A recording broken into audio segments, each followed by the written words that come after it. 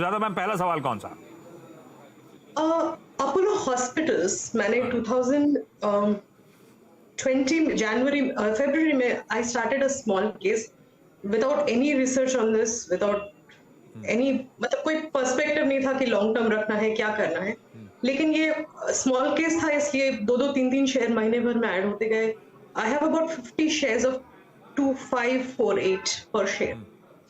So now I am wondering कि अभी तो 4900 प्लस है, so should I add more at these levels or should I look at other hospitals like Max है, अभी नया यथार्थ अभी लिस्ट हुआ लास्ट वीक, मेदांता है, so should I add Apollo hospitals at these levels or should I look at other counters? तो Apollo के 50 share तो आप रखने का मन बना चुके हो क्योंकि बढ़िया नीट मुनाफा हो रहा है। फर्दर पैसा किसी हॉस्पिटल लगाना है तो क्या अपोलो प्रिफर्ड है या किसी और हॉस्पिटल लगाऊं, ऐसा पूछूं शर्मिला से? जी, that's the question. बिल्कुल ठीक। शर्मिला, क्या जवाब है आपका? वेरी ऑनेस्टली उन्होंने बहुत अच्छा स्टॉक सिलेक्ट किया है, और अगर पूरे हॉस्पिटल स्पेस में अगर मुझे एक स्टॉक पसंद है तो that is without doubt Apollo hospital.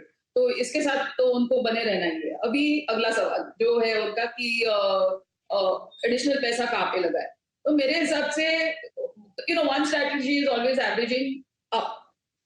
जैसे लोग नीचे एवरेज करते हैं वैसे आप ऊपर भी एवरेज कर सकते हैं। तो वो एक मार्केट हमेशा मान के चलता है कि बहुत अच्छी स्ट्रैटेजी हो सकती है, और क्योंकि आपका इनिशियल बाइंग प्राइस इतना अच्छा है तो that could be one strategy. अगर आपको दूसरा नाम चाहिए ही तो आई थिंक मैक्स हेल्थकेयर एक ऐसा नाम हो सकता है जिसमें आप थोड़ा इन्वेस्टमेंट कर सकते हैं। But very honestly if you ask me, my bet would be really to average up rather than buy another stock. Sector leader है, सबसे ब्यूटीफुली प्लेस्ड है, फंडामेंटली सबसे ज्यादा पसंद ही ये आता है जिसपे आप ऑलरेडी दाव लगा के बैठे हो मैम। तो और एक्चुअली विनिंग ट्रेड्स को एवरेज करना ज्यादा स्मार्ट आइडिया होता है, ना कि लूजिंग ट्रेड्स को जो हम रिटेल आमतौर पे करते रहते हैं, गलत ट्रेड को और भर लेते हैं। आपका तो ट्रेड ब्यूटीफुली फेवर में, इसी में अगर मन ही कर रहा है तो सबसे प्रिफर्ड पिक ये है। अगर for the sake of diversification कुछ ढूंढ रहे हो तो मैक्स हेल्थ है दूसरा प्रिफर्ड पिक। पर शर्मिला ने क्लियर कर दिया है, पहला तो यही है जो आपको आपकी स्क्रीन पे नजर आ रहा है। साधना मैम, अगला सवाल कौन सा?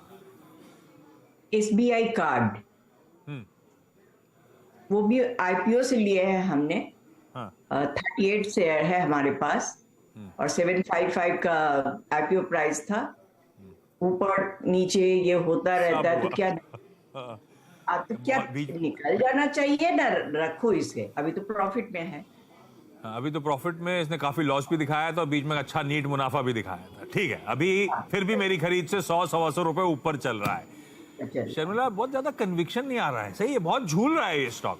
ये हम रिटेल को अब हम रिटेल के साथ दिक्कत ये है कि हम चुनिंदा स्टॉक से अपने पोर्टफोलियो में रख सकते हैं, बहुत ज्यादा ओवर डाइवर्सिफाई कर नहीं सकते, लिमिटेड पूंजी है। अब उनमें से एक SBI कार्ड प्रेफर्ड पिक है या स्विच कर दूं, एग्जिट कर लूं इस स्टॉक से?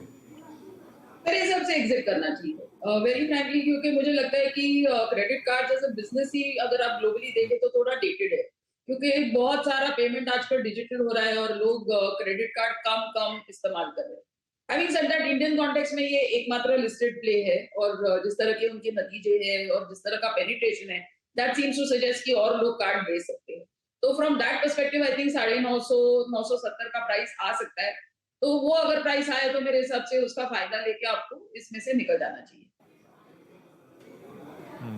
एग्जिट करना चाहिए, सही बात है, बहुत वोलेटाइल है ये। आपने सवाल भी उसी तरह से पूछा था, सही पूछ रहे थे आप, इससे एग्जिट करने का मन बनाओ साधना मैम। मैं क्विकली एक सवाल सबके और कंप्लीट करना चाहता हूँ। रानी मैम, अगला सवाल कौन सा?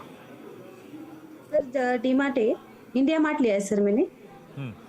इंडिया मार्ट लिया है सर, उसकी एवरेज प्राइस है 2922 सर, और क्वांटिटी है 154। एवेन्यू सुपर मार्ट नहीं, आप प्लीज इंडिया मार्ट इंटरमेश दिखाओ। इंडिया मार्ट की बात कर रहे हो? जी सर, एवेन्यू सुपर मार्ट की, इंडिया मार्ट। डॉक्टर साहब, इंडिया मार्ट दिखाओ प्लीज। और किस भाव पे लिया मैम, फिर से रिपीट करोगे? 2922 पे। 2922 मतलब बेसिकली 200 रुपए के आसपास मुनाफा हो रहा है, पकड़ लूं? सवाल क्या रखूं, मुनाफा बांध लें या बने रहें, ऐसा पूछूं? नहीं सर, मुझे लॉन्ग टाइम के लिए रखना है, ये लॉन्ग टाइम के लिए। तो लॉन्ग टाइम के लिए है कैसा? इंडिया मार्ट इंटरमेश कैसा है शर्मिला जी, रखूं नहीं रखूं? मेरी बाइंग से ऊपर है, 200 और रुपीस का मुझे मुनाफा हो रहा है, लेकिन मेरा आइडिया लंबी अवधि का है, रखने लायक है क्या? यस, आई थिंक आप होल्ड कर सकते हैं। मेरा टारगेट 3300 का है। रख सकते हैं भाई। 3300 का टारगेट है, अभी भी मुनाफा और बढ़ेगा मैम। होल्ड करना है। आपका जो सवाल था क्लियर कट जवाब शर्मिला का आता हुआ। सुजाता मैम, अपोलो हॉस्पिटल्स के बाद अगला कौन सा? ETF फार्म बीज मैंने अभी फिलहाल में लिया था, 2 महीने पहले।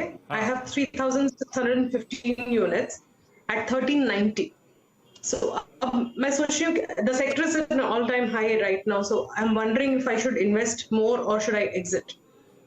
1390 2.25, ठीक है। और बहुत अच्छे मूव्स इस सेक्टर ने, आमतौर पे सेक्युलर रन देखने को नहीं मिलता, लेकिन शर्मिला इस बार अक्रॉस द बोर्ड जो ज्यादातर सारी फार्मास्यूटिकल कंपनीज एक तरफा मूव दिखा रही है। कोई ल्यूपिन उठाइए, कोई डॉक्टर उठाइए, कोई सिप्ला उठाइए, सबने बहुत अच्छे मूव डिलीवर करके दिए।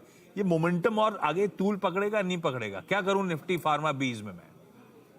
मेरे हिसाब से बने रहिए, क्योंकि जैसे कि आपने कहा कि एक सेक्युलर रन मेरे हिसाब से चालू हुआ है अभी फार्मा में 2 साल के बाद, क्योंकि जो कोविड का टेलविंड निकल गया उसके बाद ऐसे लग रहा था कि एक थोड़ा रेंज बाउंड हो गया था पूरा स्पेस। लेकिन अब जिस तरह से डेटा आ रहा है, जिस तरह के नतीजे आ रहे हैं, ये ठीक लग रहा है। तो मेरे हिसाब से anyway I think buying ETF is a very good strategy. तो और ये सेक्टर भी मुझे काफी अच्छा लग रहा है, तो मेरे हिसाब से डेफिनेटली बनेगा। इस नोट पर सबको थैंक करने का समय है। Rani ma'am, Sujata ma'am, Sadhana ma'am, thank you so much जुड़ने के लिए। Sadhana ma'am, thank you so much जागने के लिए।